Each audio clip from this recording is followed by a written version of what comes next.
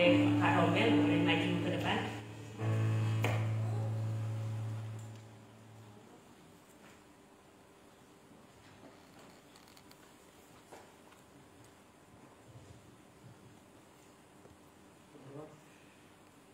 Ucap syukur Tuhan kembali mengumpulkan kami bersama-sama di tempat ini. Kami bisa menikmati apa yang Tuhan berikan, alam yang begitu indah.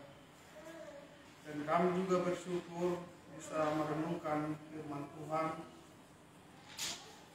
pada zaman kami ini.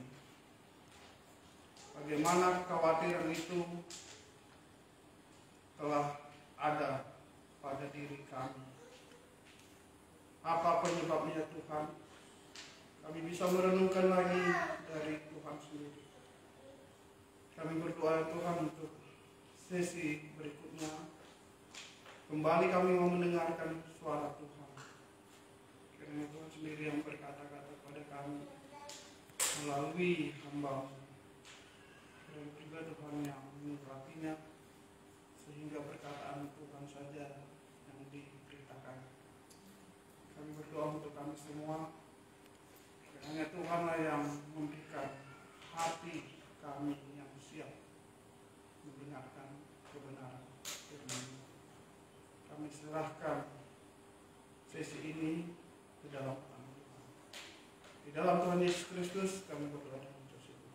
Amin. Silakan duduk Bapak Ibu. Seperti firman Tuhan yang sudah kita dengarkan 2 sesi kemarin dan saat teduh hari ini ya. Apa sebenarnya sumber dari kekhawatiran kita gitu ya?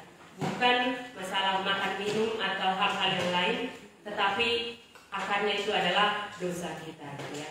Jadi kalau kita tidak mau khawatir lagi, yang harus diselesaikan dengan Tuhan itu adalah dosa-dosa kita. Jadi kita bersyukur ada jalan keluar yang ditawarkan buat kekhawatiran kita. Mari kita seperti lagu pujian ini, kita angkatkan lagu pujian nomor 14, Jika di hatimu penuh khawatir. Kalau kita mau membuka hati kita yang penuh kekhawatiran ini, mari kita sampaikan semuanya kepada Tuhan. Dia mau menerima setiap dosa-dosa kita, mengampuninya. Dan seperti juga nanti setelah lagu ini kita akan mendengarkan bagaimana kekhawatiran seorang yang berdosa dan kembali kepada Tuhan. Nanti akan ada kesaksian. Mari kita angkatkan lagu pujian ini, Jika di hatimu penuh khawatir.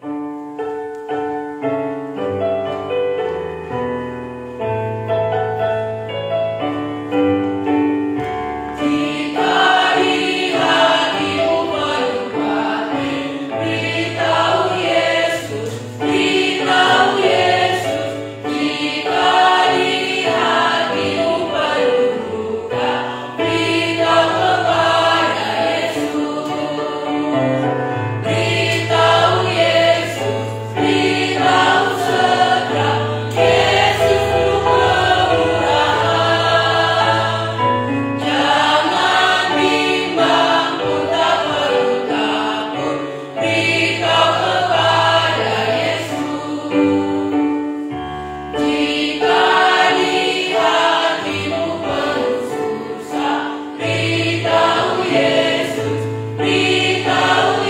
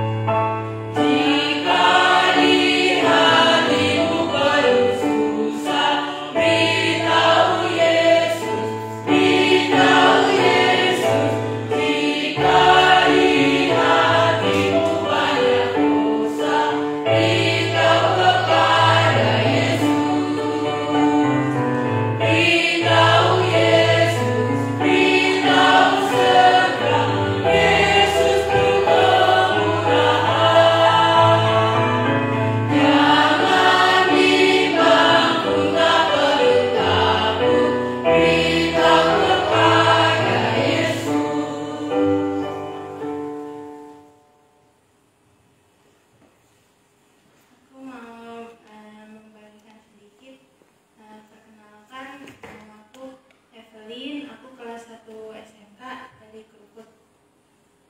Aku mau menceritakan sebelum aku percaya sama Tuhan,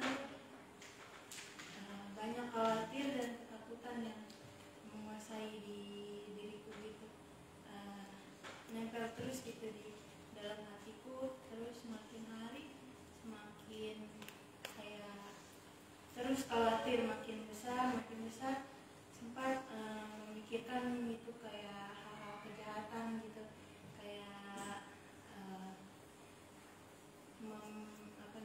kita mengatur jalan kita sendiri buat kita berbuat gitu. Ternyata dari aku juga sebelumnya tuh banyak beribadah di gereja-gereja lain. Aku dari situ yang aku pikir kalau aku beribadah terus aku rajin, kekhawatiran itu bisa kayak hilang gitu. Ternyata setelah itu terus kekhawatiranku terus ada, malah semakin parah. Akhirnya tuh dari situ kan aku ada kayak kepengenan mau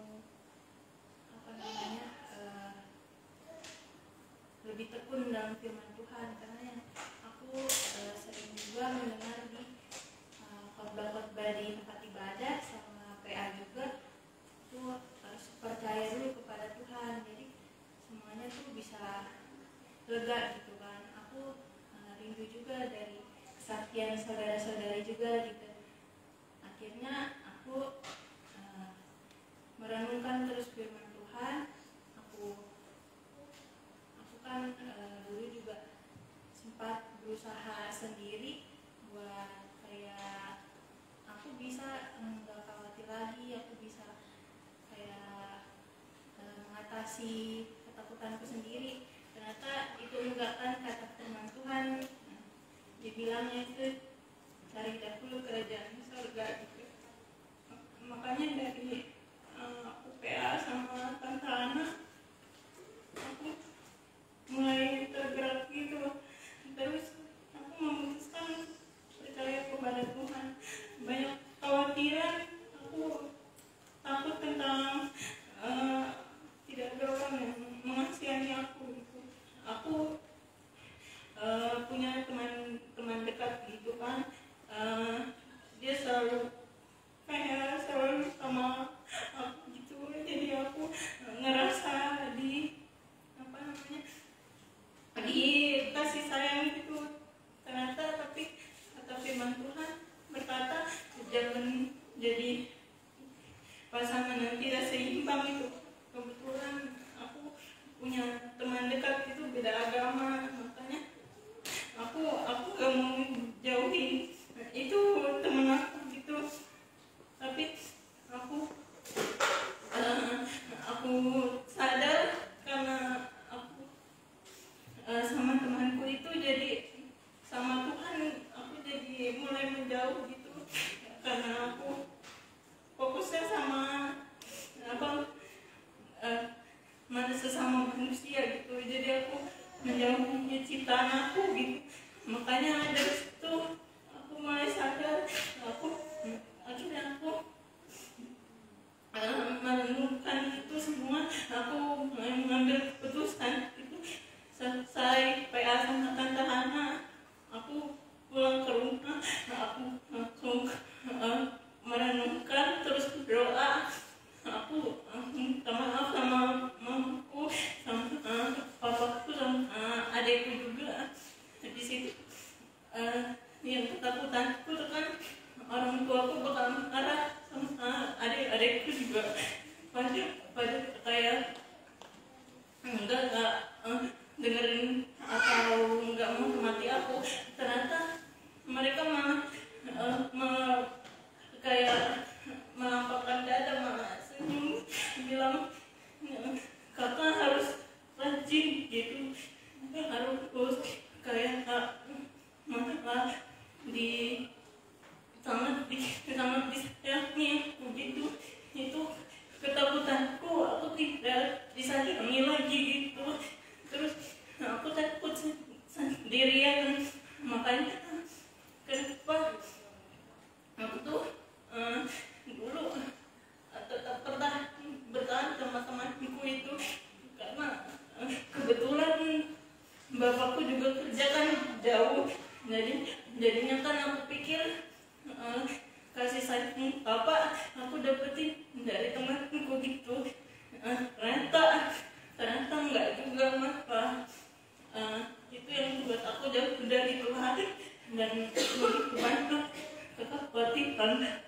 kekhawatiran aku gitu. Terus setelah aku merenungkan, aku berdoa, habis itu aku serahkan sama Tuhan. Aku kudus aku sama Tuhan. Aku bilang aku telah berbuat dosa ya Tuhan gitu. Tidak mengandalkan Engkau. Aku malah berpaling sama kalau yang katanya di Alkitab itu mamon ya gitu, kayak yang di luar Tuhan yang saya begitu. Makanya dari situ keesokan harinya kan aku sebelum itu habis berdoa aku udah tidur. Besoknya malah kayak firman Tuhan itu berkata kepadaku gitu, Evelyn udah gak usah takut gitu, situasinya jadi mama malah makin mengasihi aku. Adik-adik juga kayak mendukung aku juga semuanya. Bapakku juga dari tempat jauh juga tetap memperhatikan aku gitu, tetap ditanya terus telepon. Benar-benar ternyata kalau aku memang dapat kasih sayang dari yang di luar Tuhan itu, tapi ternyata keluarga sendiri lebih lagi mengasihi aku gitu. Terus juga aku percaya karena Tuhan juga yang memberikan karunia itu kepada aku gitu. Makanya aku bersyukur banget aku tuh bisa mengenal Tuhan, bisa mengerti dari Roh Kudus itu. Karena kan sebelumnya juga aku pikir karena aku rajin ibadah gitu, aku akan masuk surga gitu. Kirain aku kan kalau rajin masuk surga, ternyata kan nggak begitu ya. Terus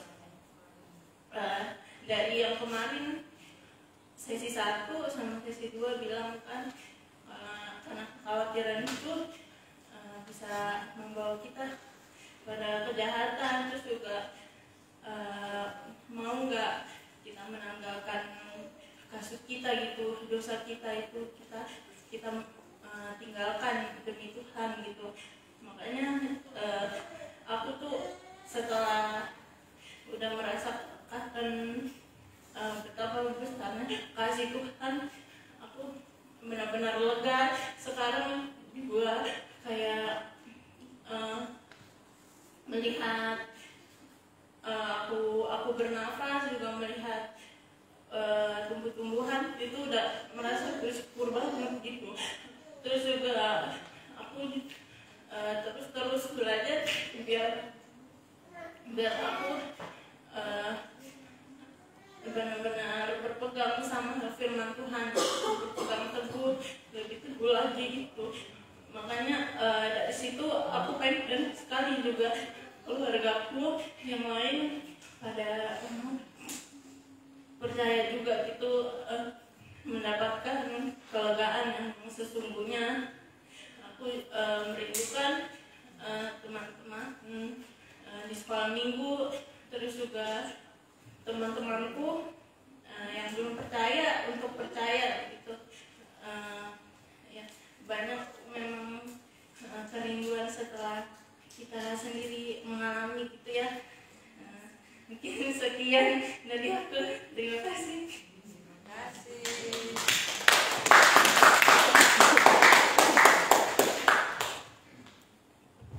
Masuk grup melo ya. Tapi karena kasih Tuhan lah yang membuat kita juga boleh merasakan itu semua. Karena kasih Tuhan itu juga yang membuat kita sampai terharu ya kan. Tapi mungkin terharunya beda, ada yang bisa sambil santai, ada yang, tapi yang penting kasih Tuhan itu yang boleh menyelamatkan kita. Dan kita bersyukur ya, di tengah-tengah persekutuan kita yang kecil ada lagi yang Tuhan tarik untuk percaya kepada Tuhan. Semoga seperti kerenduannya ya, setiap hari Minggu masih ada kebenaran firman Tuhan yang ada di persekutuan kita, dan sampai seperti saat ini masih Tuhan izinkan kita mendengar firman Tuhan yang sungguh-sungguh benar itu. Mari kita memberikan hati kita untuk sungguh-sungguh dikoreksi oleh Tuhan. Kalau firman Tuhan menegur kita hari ini, mari kita jangan mengeraskan hati. Mari kita mengambil keputusan, karena seperti yang sudah Evelyn alami, kelegaan itu sungguh-sungguh nyata gitu ya. Kalau kita ceritakan leganya seperti apa, nggak terkatakan gitu ya. Hanya bisa kita rasakan bagaimana leganya. Mari kita angkat lagu pujian yang nomor 13, Jangan Kamu Khawatir. Setelah itu mohon pemudi mempersiapkan kesaksian pujiannya. Nomor 13, Jangan Kamu Khawatir. Kita udah bisa di sini, kemarin ada banyak burung di udara ya, banyak burung di udara, terus ada juga bunga-bunga. Kita bisa lihat bagaimana Tuhan pelihara itu semua, apalagi kita yang lebih berharga dari semuanya itu. Mari kita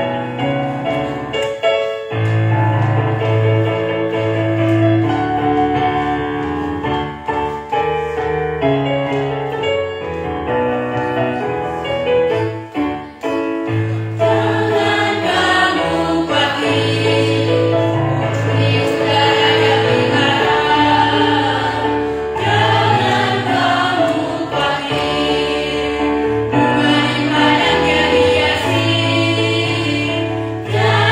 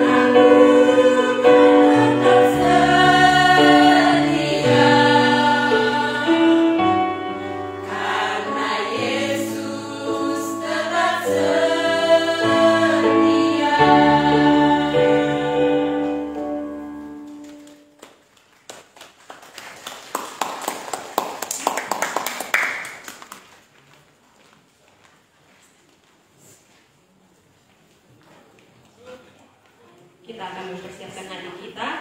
Kita mendengarkan firman Tuhan untuk sesi kali ini. Mari kita persiapkan hati kita dengan mengangkat lagu pujian di nomor 10, di hidupku ku ada sobat yang setia.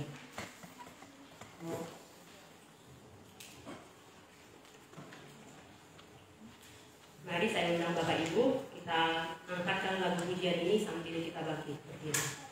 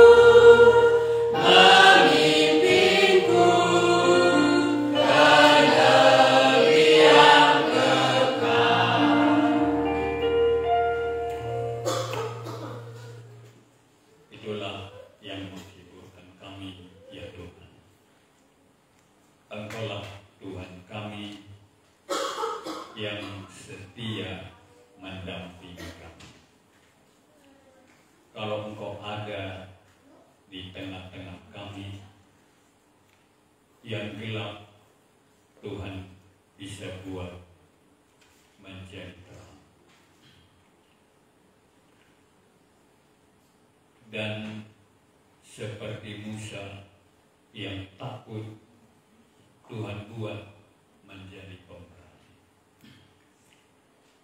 yang tidak takut lagi menghadapi Firaun yang besar itu, karena Musa sudah mengenal Engkau. Itulah aku adalah aku, Allah Abraham, Allah Ishak dan Yakub, yang memperlihatkan kuasanya kepada Musa. Setelah dia bertemu dengan Tuhan, setelah dia melihat pekerjaan Tuhan yang akan menyertai dia dalam semua tindakannya, disitulah Musa menghadapi Firaun dengan tidak merasa takut lagi. Kau tahu semuanya pergumulan kami, apa yang kami lihat sekarang ini ya Tuhan. Tetapi kalau kami bisa melihat Engkau, bisa bertemu dengan Engkau, seperti Musa bertemu dengan Engkau, dia memiliki kekuatan yang besar. Itulah kerinduan kami bersama-sama di tempat ini, supaya sungguh-sungguh kami bisa memiliki pertemuan pribadi dengan Tuhan. Itu pun ya Tuhan, kalau Engkau berkenan menyatakan diri-Mu kepada kami. Itulah sebabnya kami terus berdoa, supaya Tuhan nyatakan diri-Mu kepada kami dan membukakan mata kami untuk melihat kebesaran-Mu yang akan menyertai kami menghadapi hari yang ke depan ini. Di dalam nama Tuhan Yesus kami berdoa. Amin. Ya, silakan dulu. Ya, jadi kemarin kita sudah lihat ya, Musa yang sudah putus asa ketika dia bertemu dengan Tuhan dan dia melihat apa yang dilakukan oleh Tuhan. Makanya Tuhan katakan kepada Musa, sebagaimana yang telah kulakukan ini kepadamu, pergilah, aku akan melakukannya lagi bagi kamu. Ya, jadi kekhawatiran itu sangat dekat hubungannya akan pengenalan kita kepada Kristus. Ya, coba mari kita lihat di dalam Injil Yohanes pasal yang kedua. Ini sudah sering kita lihat ya. Yohanes pasal yang kedua. Siapakah Yesus itu di sini ya? Yohanes pasal yang kedua. Nanti kita lihat yang lain ya. Jadi kalau kita baca Yohanes, cuma satu yang diinginkan oleh Yohanes. Ketika kamu melihat apa yang telah kuperbuat kepadamu, supaya engkau menjadi percaya dan memiliki hidup, gitu ya. Kita bergantian. Perkawinan di Kana. Pada hari ketiga ada perkawinan di Kana yang di Galilea. Ibu Yesus ada di situ. Yesus dan murid-muridnya diundang juga ke perkawinan itu. Ketika mereka kekurangan anggur, Ibu Yesus berkata kepadanya, mereka kehabisan anggur. Kata Yesus kepadanya, mau apakah engkau daripadaku, Ibu? Saatku belum tiba. Tetapi Ibu Yesus berkata kepada pelayan-pelayan, apa yang dikatakan kepadamu, buatlah itu.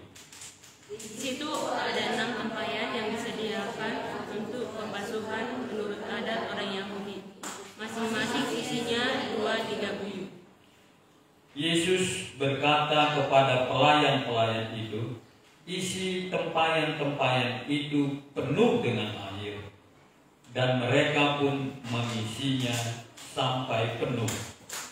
Lalu kata Yesus kepada mereka, sekarang kedoklah dan bawalah kepada pemimpin pesta. Lalu mereka pun membawanya. Setelah pemimpin pesta itu mengecap air yang telah menjadi anggur itu, ia tidak tahu dari mana datang. Tapi pelayan-pelayan yang mencedok air itu mengetahui. Ia memanggil mempelai laki-laki Dan berkata kepadanya, setiap orang menyidangkan anggur yang baik dahulu, dan sesudah orang puas minum, barulah yang kurang baik. Akan tetapi engkau menyimpan anggur yang baik sampai sekarang. Hal itu dibuat Yesus di Kana yang di Galilea sebagai yang pertama dari tanda-tanda, dan dengan itu ia telah menyatakan kemuliaannya dan murid-muridnya menjadi percaya. Ya. Jadi dikatakan bahwa dengan itu Yesus menyatakan kemuliaannya. Ya, kepada siapa? Kepada siapa kira-kira? Ya, ya pastilah kepada orang yang hadir di situ. Ya, jadi kalau kita lihat kebiasaan orang Yahudi itu, ya setiap pesta, ya mereka pasti minum anggur, ya anggur, karena anggur ini adalah sesuatu kekuatan gitu ya. Tapi yang mau kita renungkan di sini bahwa Yesus ada di dalam pesta itu, ya. Dan yang memiliki pesta itu kira-kira apa? Ya, kekurangan anggur, ya. Kalau kekurangan anggur itu berarti apa?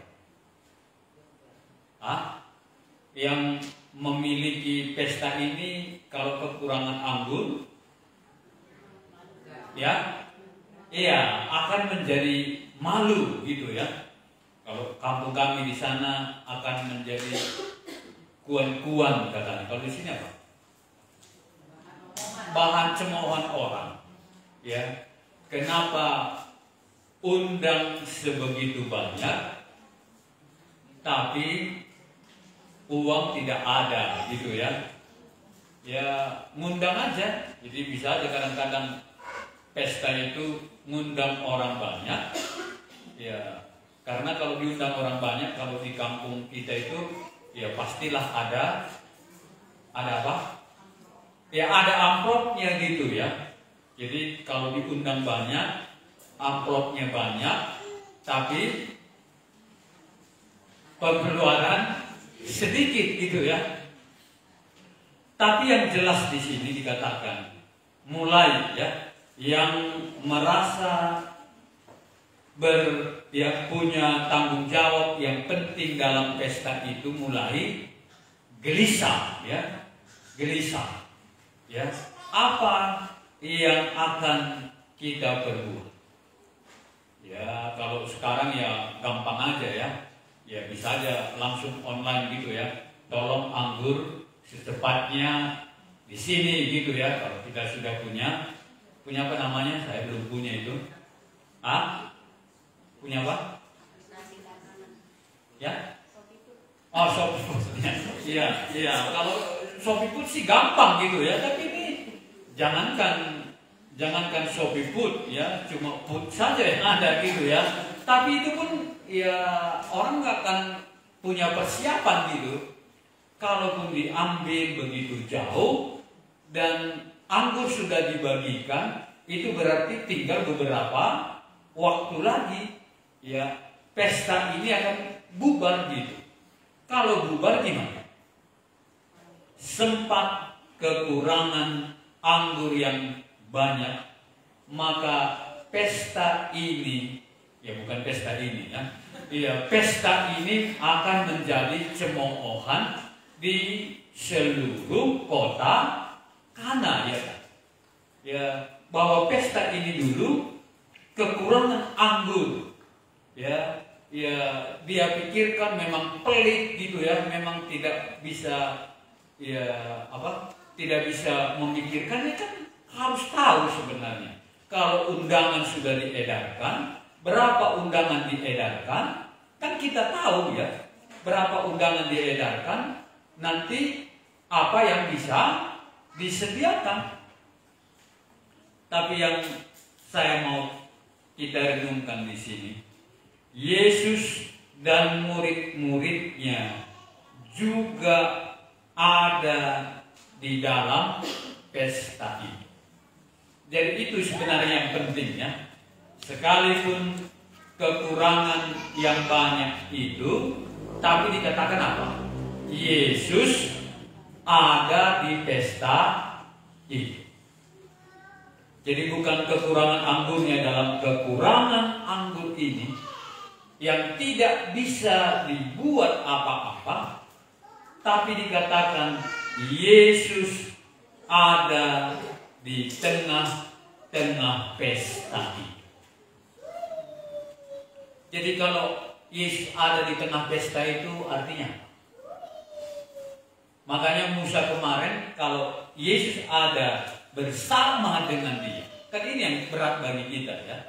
Kalau Yesus ada di tengah-tengah pesta itu, dan pesta itu sedang kehabisan anggur, yang berarti semua undangan sebentar lagi akan komentar ya, apalagi kalau pestanya orang Batak. Kalau orang yang di sini mungkin ya diam-diam aja, tapi kalau orang Batak kira-kira pestanya gimana?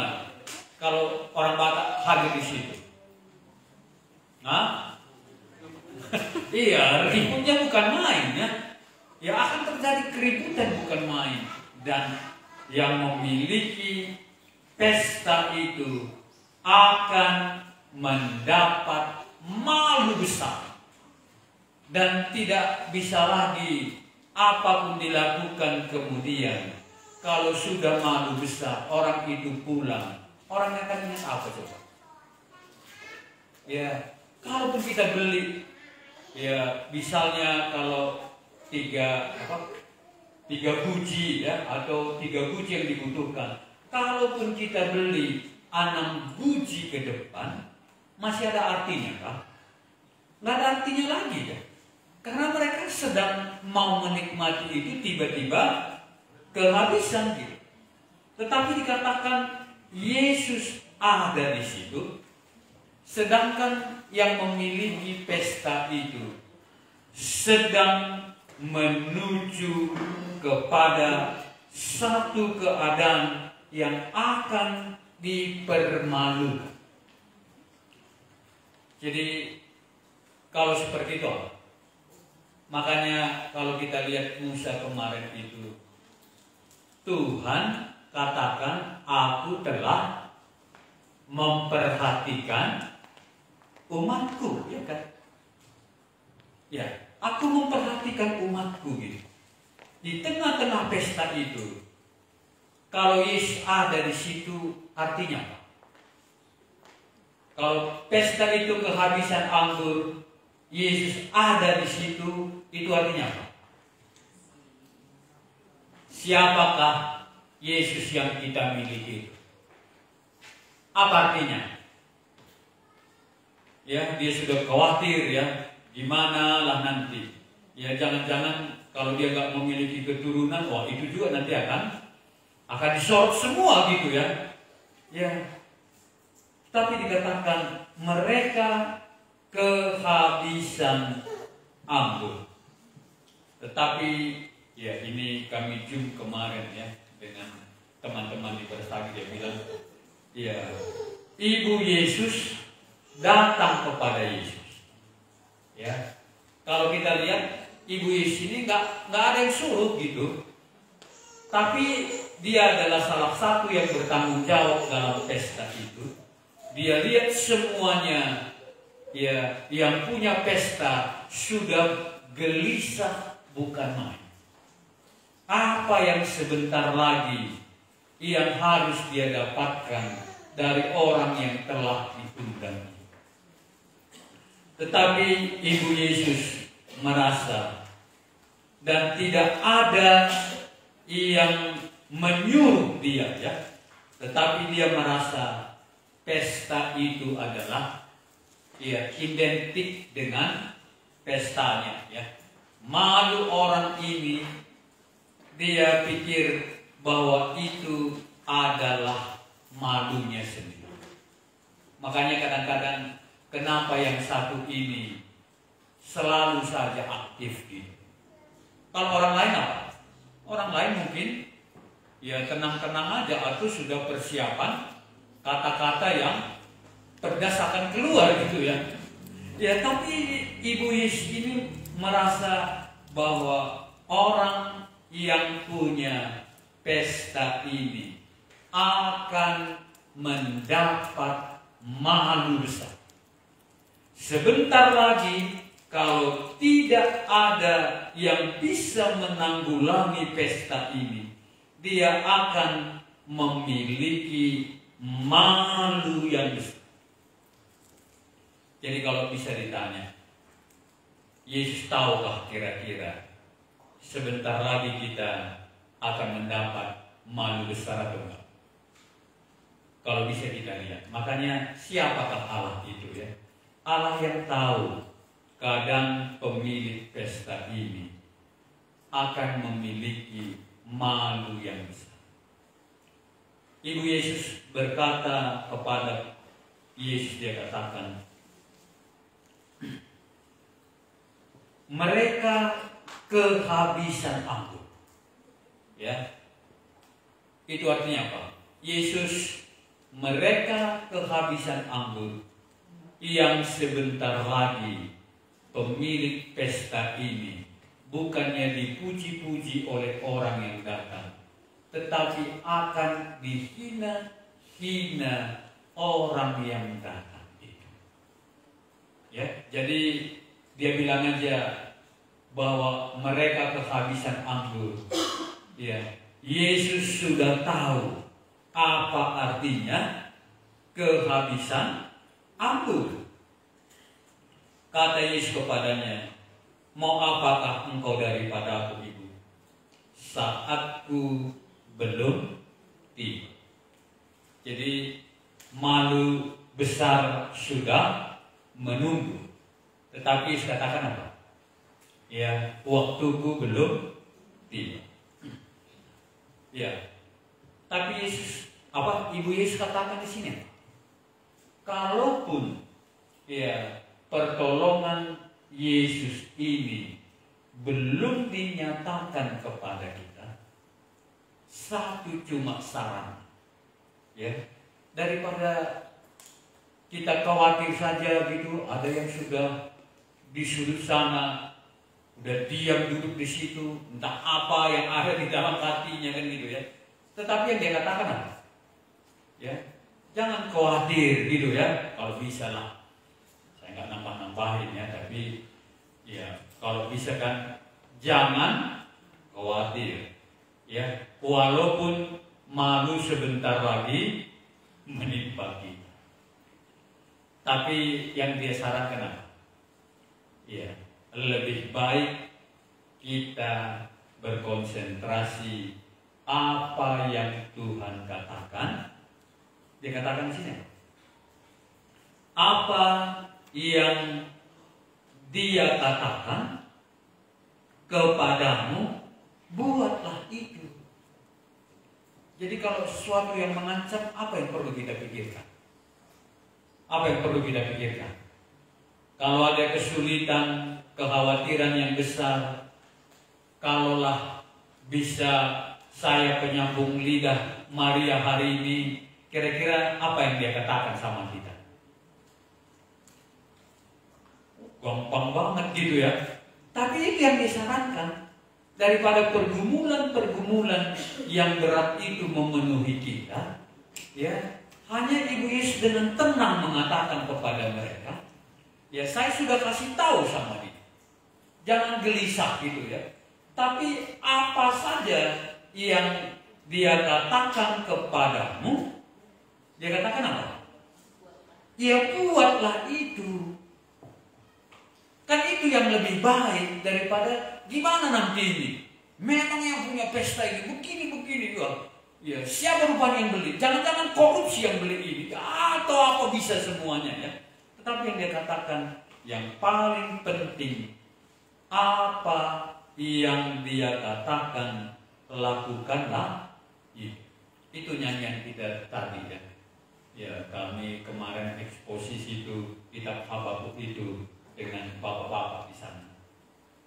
Ya, awalnya Habakuk itu marah, ya. Tetapi marah itu atau ada sesuatu dalam hatinya, dia tidak pergi kemana-mana. Habakuk itu hanya melapor saja kepada Tuhan. Tuhan, ya, bangsa ini adalah bangsa yang baik, yang menurut dia. Memang kalau dibandingkan dengan bangsa-bangsa yang lain, dia adalah bangsa yang cukup baik. Ya. Pada zaman itu dia melihat bahwa orang Babel membinasakan bangsa. Baru dia katakan, Tuhan, di manakah engkau? Matamu terlalu kudus melihat ini. Mengapa engkau biarkan dia menganiaya? Bukankah itu yang menjadi sering pertanyaan kita ya? Kalaupun kita melayani Tuhan ya dengan tulus hati, tapi kenapa orang lebih kaya dari kita? Kalau orang lebih kaya dari kita, kita tulus kepada Tuhan, itu nanti sebentar lagi kita akan diapain? Akan diapain kalau begitu? Ya, sebentar lagi orang akan menghina Allah kita. Tapi dia lapor aja kepada Tuhan. Ya, baru ya Habakuk kagetnya, Tuhan katakan apa? Aku yang apa? Aku yang membangkitkan mereka untuk memukul engkau, gitu ya. Aku yang buat ini, ya. Jadi kok Tuhan buat orang lain yang memukul kita, gitu ya? Kalau di sini dikatakan yang paling penting daripada semua situasi ini, karena situasi ini juga ada di tangan Tuhan, gitu ya. Krisis ini ada di tangan Tuhan. Ya, krisis ini ada di dalam kontrol Tuhan. Nggak ada yang bisa jadi kalau dia tidak mengizinkan. Dan satu-satunya yang bisa tahu jalan keluar bagi kita adalah Dia. Jadi jangan pada waktu kita gelisah itu, ya pada waktu kita khawatir itu, justru kita jauh dari Dia. Ya. Tapi kalau Dia ada di situ, Dia memiliki kuasa yang mengontrol pesta itu, ada jawaban itu di Dia. Sampai di sini yang mau tanyakan dulu. Benarkah dalam kesulitan yang sekarang ini ada jawabnya pada Yesus? Atau ada jawabnya ya di kita? Jawabnya di mana kira-kira? Karena kita terlalu sering pada waktu kesulitan itu seperti apa? Seperti Saul itu ya. Dia ambil jalan keluar secara pribadi ya. Kayak Musa itu dia ambil apa yang dia pikirkan baik aja untuk melakukannya. Tapi dikatakan di sini, Ibu Yesus memiliki ketetapan dalam krisis apapun. Ya, satu yang dia sarankan kepada mereka, dengarkanlah apa yang dia katakan kepada kita. Bolehkah kira-kira kita dengar Maria ini? Ya, jangan kalau ibu-ibu kalau sudah gelisah mau bagaimana? Waduh, ibu, kalau ini yang dilakukan apa jadinya kalau begini? Ya, bukan saja gelas melayang ya, dia pun bisa dilayang gitu kalau misalnya. Ya, apa gunanya kan? Ya, memang kamu ya bapak yang tidak bertanggung jawab ini kan ngompor-ngompori ini namanya. Ya. Tapi kalau bisa dikatakan ya satu-satunya yang tahu solusi ini adalah Tuhan kan. Sama dengan Musa tadi ketika dia dekat dengan Tuhan, ketika dia diperlihatkan oleh Tuhan siapa dia, dan Tuhan memberitahu apa yang harus dia katakan kan. Adakah kira-kira? Bolehkah dalam krisis ini kita tenang? Baru Tuhan katakan apa? Jadilah tenang. Dia katakan supaya jadilah tenang supaya kamu dapat berdoa. Ya, supaya kamu dapat berdoa dan supaya bisa mendengar suara Tuhan. Karena bumi ini adalah buminya Dia. Ya, masalah ini adalah masalah yang ada pada Dia, jawab. Jadi Dia katakan, mari kita tenang semua dan duduklah untuk mendengarkan apa yang Dia katakan. Bukan saja apa yang Dia katakan, tapi apa yang Dia katakan, lakukanlah. Ada yang tambahkan? Waktu kita sudah berdoa pun nggak mau, terus apa lagi? Kalau Anda nggak mau berdoa, yang rugi siapa? Pak Pendeta ini. Siapa yang rugi kalau Anda tidak berdoa? Ya? Anda tidak lagi membaca firman Tuhan, ya, tidak lagi datang ibadah, biar Tuhan kapok. Anda yang kapok, bukan Dia. Iya kan? Tapi kalau Tuhan, ya, aku tidak tahu lagi jalan keluarnya. Ya, tapi kami sudah retreat. Maria sudah titipkan apa namanya sekarang? Tip, ya, Maria sudah titipkan tip. Ya, dibilang Maria apa? Ya, dengarkanlah apa saja yang dikatakan oleh Yesus. Masihkah Yesus bisa berbicara kepada kita hari ini? Kira-kira. Ya, kalau kami dulu bilang awal-awalnya di SMS kan bisa di SMS-nya dari surga ke hati kita. Ini lakukan, kan gitu ya. Kan gampang kan? Atau kita pikir Yesus itu tidak hidup di dalam pergumulan kita dan tidak memperdulikan. Cuma ini tip dari Maria kepada orang yang memiliki pesta itu.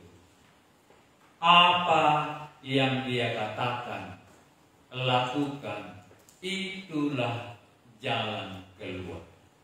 Daripada kita gelisah semuanya, dia katakan, buatlah itu. Jadi kadang-kadang kita terlalu merasa rendah sekali untuk membuat itu.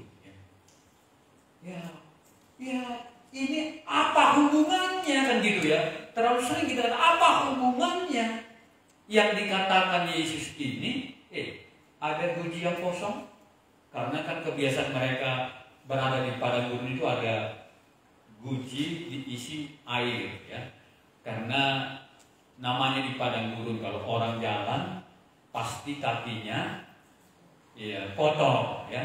Jadi kakinya kotor, makanya setiap pesta akan menyediakan guji dan orang yang datang ya dibersihkan dulu kakinya masuk ke dalam pesta. Ya, kok air yang seperti itu yang ditambah? Lucu kan? Ya, kita perlu anggur, masa air untuk mencuci kaki yang ditambah? Kira-kira Yesus ini gimana kira-kira? Makanya kadang-kadang kalau kita dengar Tuhan kasih dalam hati kita, nggak ada hubungannya kan? Iya, untung-untung kalau nggak disarankan oleh Maria, karena Maria kenal dia kan. Kalau nggak disarankan Maria, apa? Orang sudah masuk semua dalam pesta, untuk apa air? Mencuci kaki. Memangnya kita ini sudah sinting atau apa? Ya, sudah semua ada di dalam. Air yang suci apa perlunya lagi coba. Ya, jadi terlalu sering kita ada yang Tuhan taruh di dalam hati kita, tetapi kita rasa terlalu kecil, ya. Makanya pada waktu Gehazi dengan budaknya itu dia bilang apa? Elia bilang, ya, pada waktu si raja yang datang, suruh aja ke Sungai Yordan. Ya, nyambut di rumah pun enggak, padahal dia adalah panglima ya, suruh aja ke Sungai Yordan, celupkan 7 kali, udah. Apa katanya? Sungai Yordan. Apa kelebihannya Sungai Yordan dengan sungai-sungai kita? Ya, kita sudah dari sana gitu ya. Tapi yang dia bilang itu apa? Yang budaknya itu bilang, Tuhan, apa sih salahnya mencelupkan diri 7 kali ke sungai? Kalau dia bilang ambil semut 1 domba, mungkin Anda senang karena susah gitu ya. Tapi kalau dicelupkan 7 kali, apa susahnya gitu ya? Ya, baru dia pikir apa? Jadi kadang-kadang kesulitan itu kita berpikir terlalu kompleks. Tapi kita tidak siap mendengarkan Tuhan dalam hal-hal yang kecil. Tapi dikatakan oleh Maria, apapun yang dikatakan kepadamu, buatlah itu. Ya, jadi masih bisakah seperti ini Tuhan lakukan sekarang? Ya, kalau nggak ada uang ya coba aja. Ya, kamu punya apa yang ada padamu? Saya bisa buat cendol dulu di kampung. Kalau bisa buat cendol di kampung dulu gimana? Ya kan, ya, apa salahnya kan ya? Ya, waktu cendol kita di depan, setiap orang lewat kan gitu ya. Ya, kan maunya Tuhan, itu yang didoakan Tuhan. Biarlah walaupun kecil tempatnya ini dilihat oleh semua. Aku bukan menarik dia, tapi tariklah hatinya untuk minum cendol ini. Kan gitu kan? Kira-kira kita pernah gitu? Makanya kami coba-coba tanam bunga di sana. Tanam bunga nggak tahu apa-apa gitu. Ya, dikasih sama penjual sini, ya biasanya harganya misalnya 40.000 satu ikat, dia minta 15. Itu pun modal. Ya, datang kawan kita satu, ya ingin malam ya. Oh, apa yang dibuat? Ya, yang jualan ini semuanya nolak karena yang lain juga banyak gitu. Akhirnya dia bawa aja. Katanya ke pasar itu, kalian mau bunga enggak? Ya, akhirnya orang itu yang enggak laku. Ya, semua bunga yang dia bawa laku semua. Keputusan apa itu? Kecil kan? Ya, kecil. Karena dia sudah ya raun di pasar itu gitu, udah dikenal kok. Malahan bisa lebih dari situ. Ya, kalau Tuhan beri pikiran yang sekecil itu, gimana coba? Daripada wah, makanya aku bilang jangan tanam dulu. Memang kamu sok-sokan gitu ya. Ya, jadi gimana kan udah mau kita ini gitu ya. Iya. Ada yang mau ditanyakan kalau begitu? Bolehkah Tuhan? Iya. Bukan mengeluh gitu ya. Apalagi yang dilakukan kalau begini, kita aja belum tahu apa-apa gitu. Apa yang Dia katakan kepadamu, buatlah. Dan Tuhan tidak pernah meminta kepada kita apa yang tidak mampu kita lakukan. Tapi jalan keluarnya itu sudah ada pada kita. Itulah Tuhan kita ya. Kalau enggak Tuhan katakan ambillah minyak goreng, wah ini kan tambah berat ya. Tapi yang diminta Tuhan apa? Yang simpel-simpel kok. Tapi kita tidak siap melakukannya kan. Ya, ada di situ buji dilihat oleh Tuhan. Ya, 6 tempat yang disediakan untuk pembasuhan menurut orang Yahudi. Ya, masing-masing 2-3 bulan. Dan Yesus berkata kepada pelayan itu, isilah tempayan-tempayan itu penuh dengan air. Ya, jadi itu yang dia katakan. Jalan keluarnya sudah ada pada kita. Tapi kalau Tuhan tunjuk nanti apa yang ada pada kita itu untuk dilakukan, ini masalah gitu ya. Mungkin kita pikir, ya kalau kita lakukan apa nanti kata orang. Anggur kehabisan, masa dimasukkan air ke kunci. Terlalu sederhana gitu ya. Tapi Tuhan minta apa yang bisa kita lakukan. Makanya kalau kita tanya, ya Tuhan tahu kok apa yang harus kita lakukan. Tapi terlalu sering kita tidak siap menunggu Tuhan berbicara bagi kita. Pasti dia akan berbicara lewat firman-Nya itu. Tapi terlalu sering kita menunda-nunda. Ya, jangan-jangan seperti yang kita kemarin. Kalau yang lain ada selain daripada air ini, ya, apa yang bisa? Wah, sudah habis. Anggurnya sudah kehabisan. Tetapi apa yang dikatakan Maria itu, mereka melakukan sepenuhnya. Kemudian setelah diisi, Yesus katakan kepada mereka, sekarang cedoklah dan bawalah kepada pemimpin pesta itu. Maka mereka pun membawa. Tapi yang mau saya sharingkan sama kita, bahwa Yesus sangat peduli kepada yang punya pesta ini, yang hampir kehilangan muka.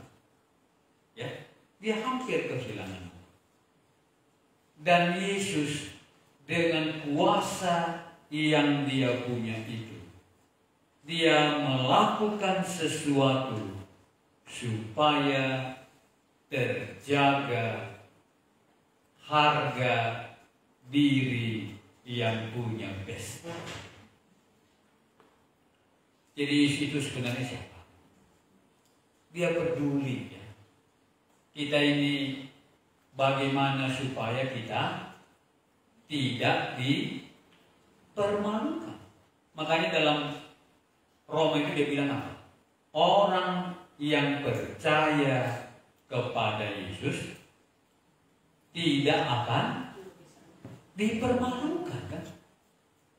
Orang yang mendengarkan apa yang Yesus katakan, karena Yesus ini aku adalah aku. Yesus menjaga orang yang punya pesta ini supaya dia tidak dipermalukan. Kalau Yesus yang menjaga kita untuk tidak dipermalukan, apa artinya? Ini kita yang jaga. Wah, kalau begini nanti gimana kira-kira ya? Yesus tahu keadaan ini. Dan Yesus pikirkan apa yang dia punya. Dia lakukan supaya yang memiliki pesta ini tidak dipermalukan. Supaya yang punya pesta ini tidak kehilangan muka. Supaya punya pesta ini jangan dimaki-maki orang. Jangan dihina-hina orang. Yesus itu adalah Tuhan yang peduli supaya kita ya terjaga diri kita di hadapan orang lain. Adakah kira-kira kalau begitu? Tetapi Ibu Maria katakan apa? Kalau dia katakan jangan satongah, ya kan? Tapi apa yang dia katakan lakukan kan? Kalau begitu, berlakukah firman Tuhan ini sekarang? Tapi kalau sudah Tuhan taruh dalam hati kita lakukan saja. Daripada ya Tuhan tahu ya, maka Tuhan, kalau engkau menjaga diriku ini tidak dipermalukan, walaupun belum tiba saatnya. Kalau kita katakan di sini apa? Yesus itu, kalau kita mendengarkan Dia, apa yang Dia katakan kita lakukan, Dia tidak akan mengizinkan orang yang melakukan apa yang Dia katakan itu dipermalukan. Ya, amin kan? Jadi Dia yang bisa membesarkan nama kita ya. Makanya kita lihat ya. Saya lihat di kitab Yosua misalnya. Jadi Tuhan yang buat ya. Nama kita itu dijaga, Tuhan yang menjaga kita. Makanya orang yang percaya kepada Tuhan, yang mendengarkan Dia, sebenarnya apa? Sebenarnya apa? Terjamin. Apa yang terjamin? Nama baik kita kan? Yosua 1 ayat 9. Ini Tuhan katakan kepada Yosua ya. Yosua ini adalah budak Musa. Kalau sering kita katakan Yosua ini hidup di dalam 3 zaman. Ya, zaman perbudakan pun ada di situ. Ya, zaman gurun pasir pun ada di situ. Dan sekarang zaman yang akan datang diletakkan kepada Dia. Yang memiliki senior Musa yang sangat dihormati. Dan sekarang tibalah Dia yang akan memimpin. Jadi Joshua ini apa? Wow. Pasti dia takut ya, khawatir kalau Musa sudah teruji di dalam segala hal sampai dia sampai di tanah Kanaan. Tapi kepemimpinan itu baru diletakkan kepada dia. Akan bagaimana nanti jadinya ya. Tetapi Tuhan katakan dalam ayat 9, mari kita baca sama-sama. 1, 2 ya. Bukankah telah kuperintahkan kepadamu, kuatkan dan teguhkanlah hatimu. Jangan kecut, jangan tawar hati, sebab Tuhan Allahmu akan menyertai engkau kemanapun engkau pergi. Ya, itu yang dikatakan. Jadi Dia katakan kepada dia, kalau kita lihat ayat yang ke-8. Jangan engkau lupa ya, memperkatakan Taurat itu. Jadi cuma itu yang dia katakan ya. Jangan lupa baca firman Tuhan, renungkan itu. Renungkanlah siang dan malam. Itu syaratnya ya. Jadi kalau pemimpin bagi bangsa Israel, syaratnya adalah harus ada kitab suci di dekatnya untuk dia renung.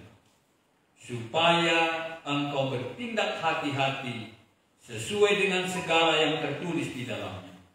Sebab demikian perjalananmu akan berhasil dan engkau akan beruntung. Ya, bagaimana supaya beruntung?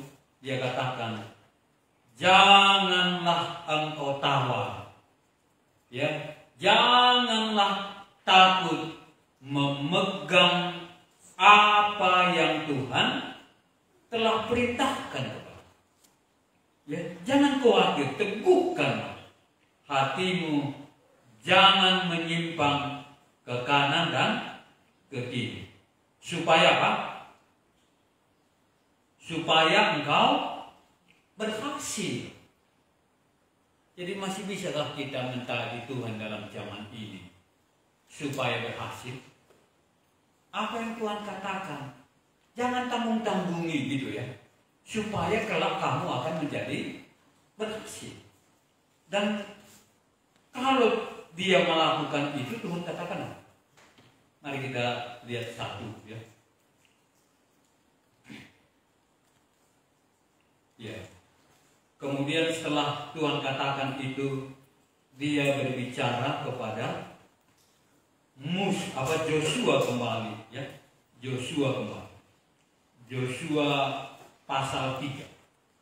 Kalau kamu tidak menyimpang ke kiri dan ke kanan, siapakah kira-kira Tuhan kita? Ayat 7 dia katakan. Ayat 7. Dan Tuhan berfirman kepada Yosua, pada hari inilah. Jadi awalnya tadi jangan menyimpang ya. Kalau kamu tidak menyimpang, pada hari inilah aku mulai membesarkan namamu di seluruh Israel. Jadi siapakah kira-kira Tuhan itu? Siapa kira-kira Allah kita itu? Siapa dia kalau begitu? Siapa dia? Mari kita baca ya ayat 7 ini. 1, 2, ya.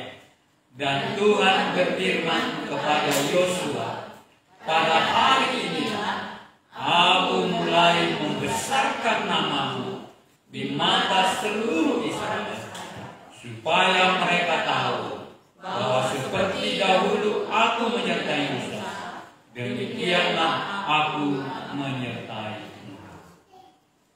Ya. Jadi yang membuat dan membesarkan nama kita itu siapa? Ini kadang-kadang terlalu takut kita nama kita dikecilkan ya, dikecilkan. Tapi Tuhan katakan di sini apa? Ya, awalnya dia katakan teguhkanlah, jangan kecut. Apa yang kuperintahkan, lakukanlah. Jangan khawatir, lakukanlah. Kalau kamu melakukannya, ya setelah dia katakan seberangi sungai Yordan itu, dari pelaksanaan yang engkau lakukan ini, maka mulai hari ini, sebagaimana bangsa ini hormat kepada Musa, hari ini mulailah aku membesarkan namamu. Ada yang ditambahkan.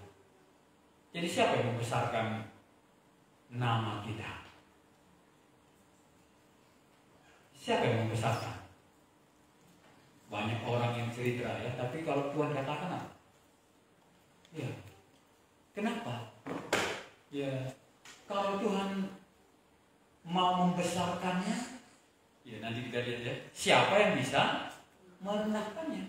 Tapi kata Maria tadi apa? Dengan syaratnya percaya. Apa artinya percaya? Dengarkanlah apa yang dia katakan. Maka hari ini mereka akan melihat sebagaimana aku menyertaimu. Ini kita cerita sama orang ya. Kita besar-besarkan nama kita. Supaya orang apa? Menghormati kita. Tapi Yosua dikatakan oleh Tuhan, aku yang membesarkan nama. Jadi siapa Tuhan kita itu kalau begitu?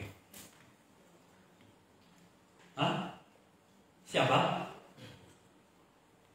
Siapa kira-kira?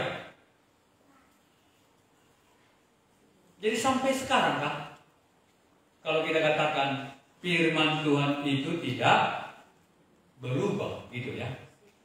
Kalau dulu pun dia juga yang membesarkan nama Musa, dia juga membesarkan nama Daud, dia juga membesarkan nama Abraham, dan Yesus itu tidak pernah berubah selama-lamanya. Dialah yang akan membesarkan kita. Jadi ada yang berminat di sini untuk namanya dibesarkan. Kira-kira bagaimana caranya? Bagaimana Pak? Yang di belakang. Ya. Bagaimana caranya? Wih, kok nggak ada suara lagi nih. Bagaimana? Makanya kalau waktu mereka menyeberang sungai Yordan mau masuk ke tanah Kanan itu kan itu yang Tuhan katakan ya. Kalau kita lihat misalnya Ulangan pasal 28 ya, kan itu yang Tuhan katakan kepada mereka. Dia bilang apa? Ulangan pasal 28. Diperhadapkan bangsa ini ya. Dan dia katakan kepada mereka seperti itu ya. Ya, ada undang-undang yang telah dikatakan kepada mereka dan Tuhan berjanji kepada mereka. Dia katakan apa? Dalam pasal 28 ayat 1 Tuhan katakan apa? Jika engkau baik-baik mendengarkan suara. Jadi kalau baik-baik mendengar itu artinya apa? Ya, kalau dulu SD kita guru kita bilang dengar baik-baik itu artinya apa? Hah? Supaya apa yang dia katakan jangan sempat ada yang terlewatkan ya. Ada yang terlewatkan. Dia katakan apa? Jikalau engkau baik-baik mendengarkan suara Tuhan Allahmu dan melakukannya dengan setia yang diperintahkan kepadamu, kusampaikan kepadamu pada hari ini, maka Tuhan Allahmu akan mengangkat engkau di atas segala bangsa di bumi ini. Jadi sebenarnya ngomong gampang gitu ya. Tapi ini yang Tuhan katakan. Dan dia bilang apa? Firman-Nya tidak berubah. Maka sering dikatakan Daud ini apa? Daud inilah satu-satunya raja yang sangat banyak apa? Mengurusi kerohanian daripada politik gitu ya. Daud ini banyak sekali berkecimpung untuk ibadah daripada memikirkan pemerintahannya. Tapi terlalu sering dikatakan apa? Daud inilah, maka dikatakan Yesus anak Daud, raja damai. Yang berarti apa? Bahwa dalam pemerintahan bangsa Israel, Daud inilah, dalam zaman Daud inilah, mereka memiliki kedamaian. Ada yang menambahkan sampai di sini. Jadi jelas Tuhan katakan ya, jangan khawatir, ya, peganglah apa yang Tuhan katakan. Kalau kamu benar-benar mendengarkan Dia. Tapi ini orang nggak suka lagi ya. Ya, tapi ini yang Tuhan katakan. Berat gitu ya. Bagaimana resikonya? Berat gitu. Tapi Tuhan katakan, hanya dengan jalan inilah yang kusampaikan kepadamu pada hari ini. Kalau kamu mendengarkan baik-baik apa yang Tuhan katakan, maka Dia akan mengangkat engkau. Ya, kalau menurunkan itu juga bagi Tuhan, ya siapa yang mau diangkat itu hak prerogatifnya sampai saat ini. Kan kita tahu Amerika beberapa tahun yang lalu, ya yang dibilang apa? Apapun ada di Amerika, katanya dulu ya, waktu kami lihat apapun ada. Cuma satu yang gak ada sama mereka, kerendahan hati. Ya, dalam sekejap WTC itu habis, ya mulailah sejak itu sampai sekarang ini mereka ya berat kan ya.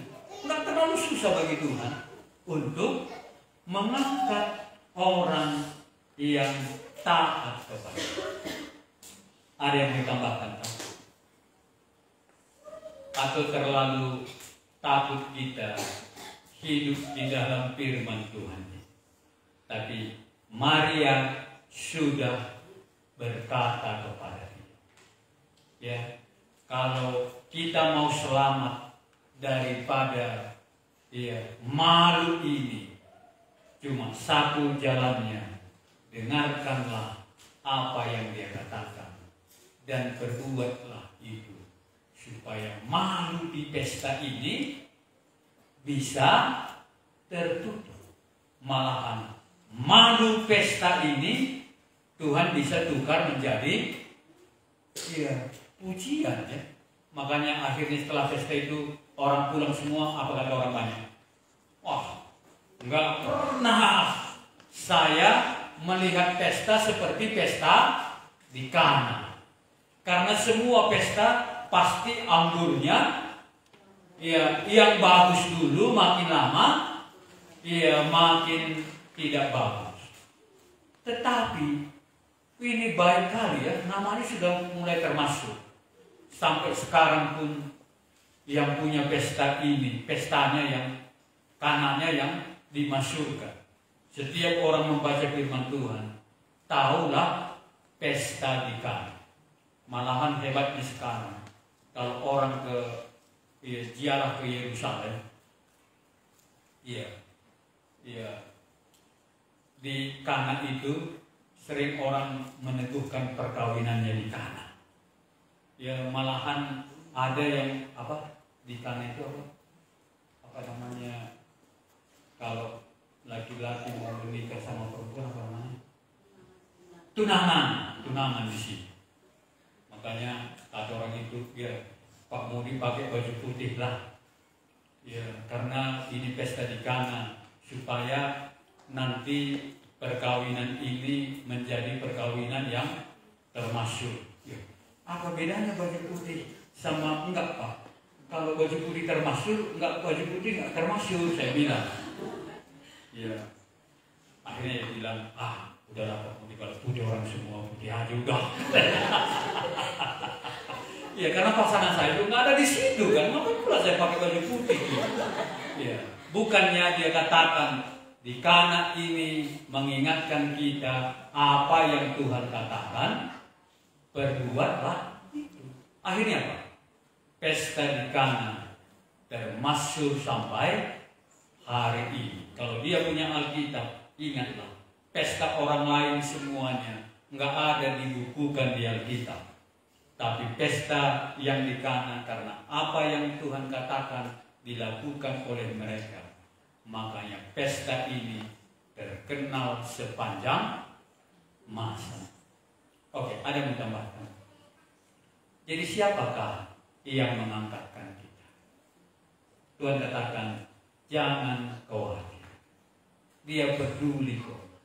Ya, kalau begini nanti Tuhan, aku akan dipermalukan. No, asal engkau mendengarkan firman-Ku, Tuhan menjaga kita dari rasa malu, bahkan mengangkat kita. Maka satu-satunya juga dikatakan kepada Yosua, jangan kamu enggan melakukan apa yang Tuhan katakan. Demikian kepada bangsa Israel, kita akan berangkat masuk ke tanah Kanaan. Jangan lupakan merenungkan firman Tuhan. Karena Tuhan akan jaga bagi orang yang melakukannya, tidak akan diizinkan oleh Tuhan untuk dipermalukan. Mari kita berdoa. Tuhan, bukalah Tuhan pengertian kami yang berasal dari Tuhan. hanya Engkaulah yang tahu akan hari-hari yang akan datang. Engkau tahu pemilik pesta di Kana itu sebentar lagi akan mendapat air yang besar, karena anggur mereka habis dan tidak ada anggur yang tidak manis pun tidak ada. Tetapi Maria mengatakan kepada mereka, jangan tawar, jangan khawatir, tapi dengarkanlah dia, lakukanlah apa yang dia katakan. Ketika mereka melakukannya, pesta itu bukan lagi menjadi pesta yang membuat malu, tetapi pesta ini menjadi terkenal karena semakin lama mereka memiliki anggur yang semakin banyak. Inilah firman kepada kami ya Tuhan. Berilah kami merenungkannya dan kami bisa mengerti apa yang kami lakukan pada waktu krisis yang berat. Kalau Tuhan berbicara bagi kami, itulah jawaban supaya kami bisa keluar dari krisis yang berat ini. Dan kami bisa melihat Engkau bekerja di tengah-tengah kami, dan kemuliaan-Mu akan nyata di tengah-tengah kami, seperti Engkau menyatakan kemuliaan di Kana. Di dalam nama Tuhan Yesus kami berdoa. Amin.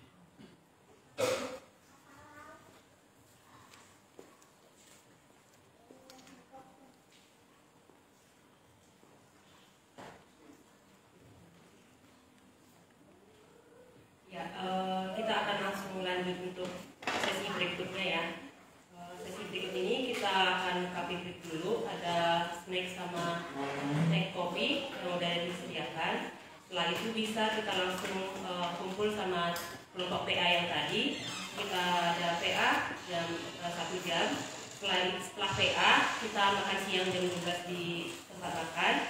Nah, setelah makan siang ini nanti kita ada jeda waktu untuk istirahat. Baru nanti kita akan sebelum lanjut sesi keempat ada coffee break lagi.